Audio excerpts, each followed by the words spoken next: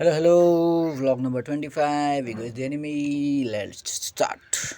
Ultimately, this ability will paralyze us, or it will become a wall between us and the information we need to do our jobs, which is largely why McClellan continually felt for flawed intelligence reports he ought to have known were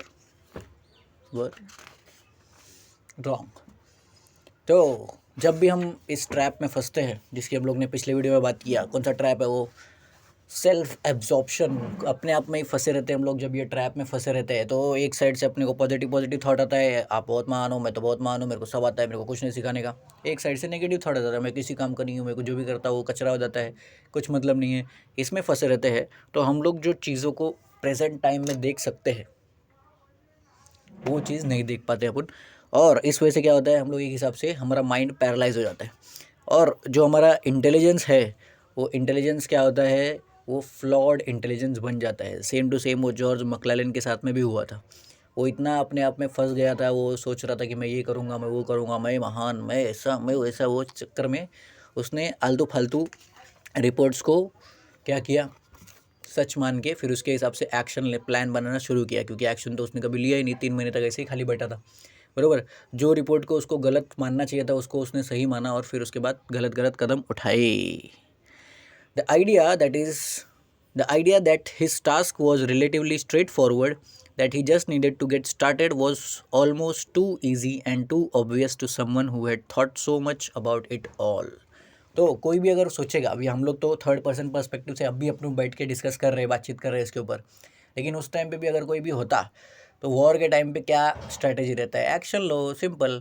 तो लेकिन वो सोचो, उसने self absorption में इतना time बिता दिया कि आलतू फालतू रिपोर्ट को उसने सच मान लिया, और फिर क्या हुआ, कुछ एक्शन लिया नहीं। और कुछ एक्शन लिया नहीं तो बाद में हंसी का पात्र बन गया, बराबर। तो इसके लिए वो कहावत भी है कि जब तक हमारा प्लान्स मटेरियल में नहीं आता, असल दुनिया में नहीं आता, तो वो प्लान को सबको बताना नहीं चाहिए।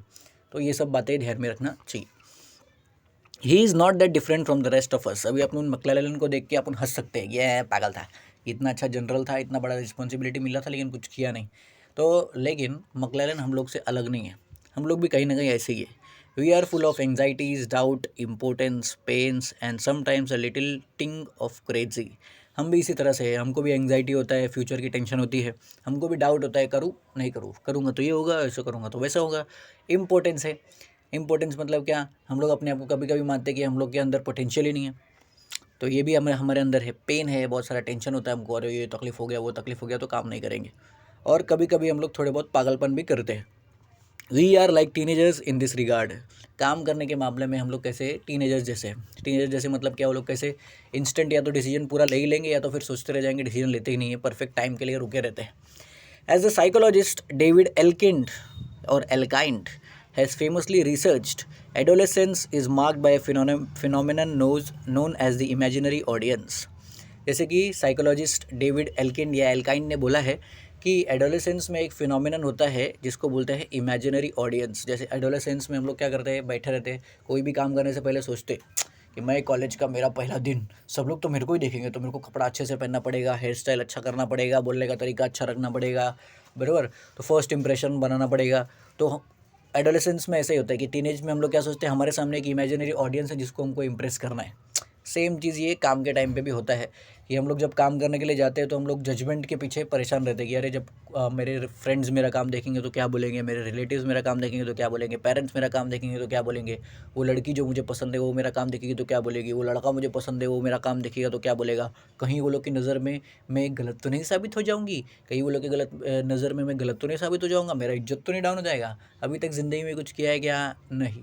लेकिन फिर भी बिना ज़िंदगी में कुछ किए हम लोग बाकी लोग के जजमेंट के पीछे पागल हो जाते हैं कि अरे वो लोग क्या बोलेंगे, मेरा इज्जत तो डाउन हो जाएगा। अरे कुछ किया ही नहीं अभी तक ज़िंदगी में, क्या का इज्जत। इसको लेके देखो, कुणाल शाह ने भी बीच में वो नथिंग करके कंपनी है, उसके साथ में बैठ के बातचीत कर रहे थे। नथिंग के जो फाउंडर है आई गेस काल पे, उनके साथ में बैठ के बात कर रहे थे कि दुनिया में ज़्यादातर जो यंग लोग हैं वो लोग रिस्पेक्ट के पीछे पागल है, जो कि उनका है ही नहीं। अभी रिस्पेक्ट है ही नहीं, लेकिन फिर भी वो रिस्पेक्ट के पीछे पागल है, मेरे को रिस्पेक्ट चाहिए, रिस्पेक्ट चाहिए, रिस्पेक्ट चाहिए। तो सेम चीज़ हम भी इस मामले में जॉर्ज मैक्लेलन जैसे ही है। हम लोग भी एडोलेसेंस वाले इमेजिनरी ऑडियंस के पीछे पड़ रहे थे कि कौन क्या बोलेगा, वो परेशान रहेंगे। Consider a 13-year-old so embarrassed that he misses a week of class, positive that the entire school is thinking and murmuring about some tiny incident that in truth hardly anyone noticed. बरोबर. तो सोचो कि ऐसा ही teenager लोग का ऐसा ही होता है कि 13 साल का एक बच्चा है, उसने एक हफ्ता अपना क्लास मिस किया, तो उसको क्या लगता है कि अरे सब लोग मेरे बारे में बात करोगे, एक हफ्ते से आया नहीं है, क्या हो गया इसको, क्या हो गया। और वो छोटा सा इंसिडेंट जो जिसकी वजह से वो एक हफ्ता नहीं जा पा रहा था, वो सब लोग पूरी क्लास उस बारे में डिस्कस कर रहे हैं कि वो उसके हेड में चलते रहता है। क्या हो रहा है? इमेजिनरी ऑडियंस के पीछे वो पागल है।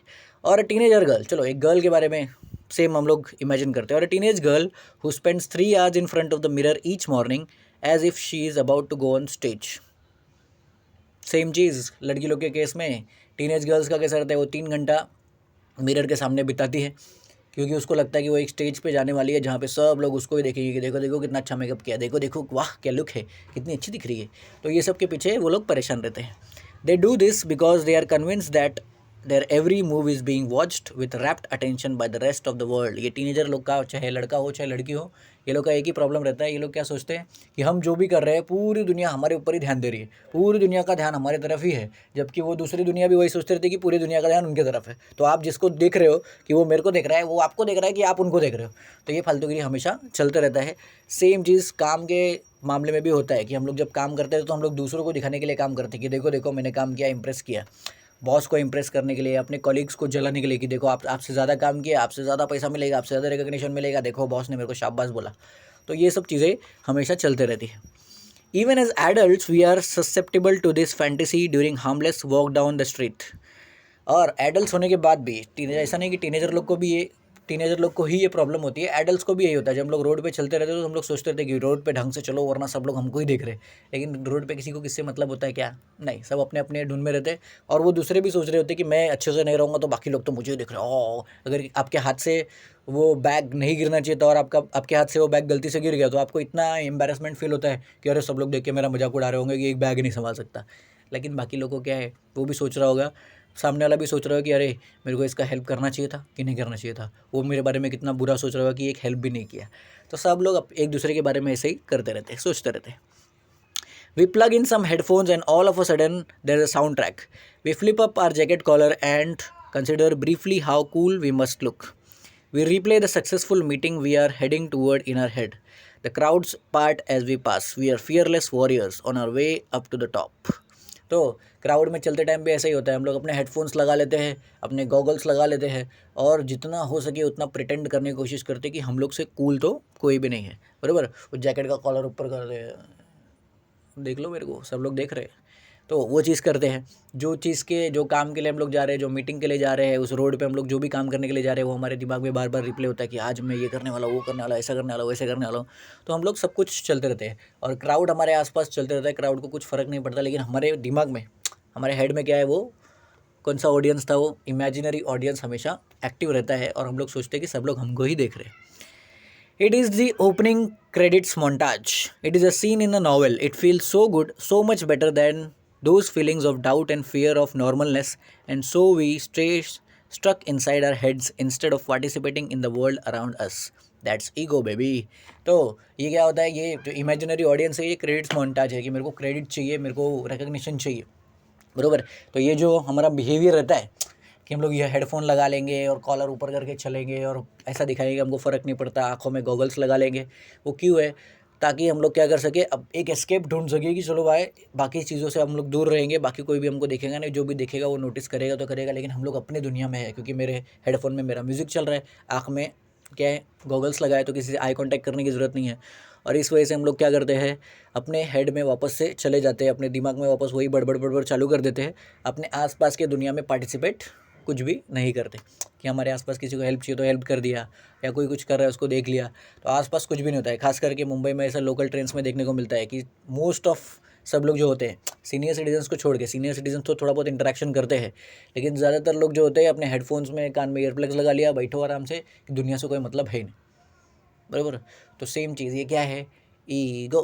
पूरा का पूरा ये सेटअप किसका है? ईगो का है। हम लोग को लगता है कि हम लोग बहुत कूल बन गए, लेकिन सच में हम लोग किसके हिसाब से एक्ट कर रहे हैं? ईगो के हिसाब से। बराबर। पूरा का पूरा वो ईगो का ही सेटअप रहता है। चलो आगे का अपन रीड करेंगे नेक्स्ट वीडियो में। Bye bye bye bye.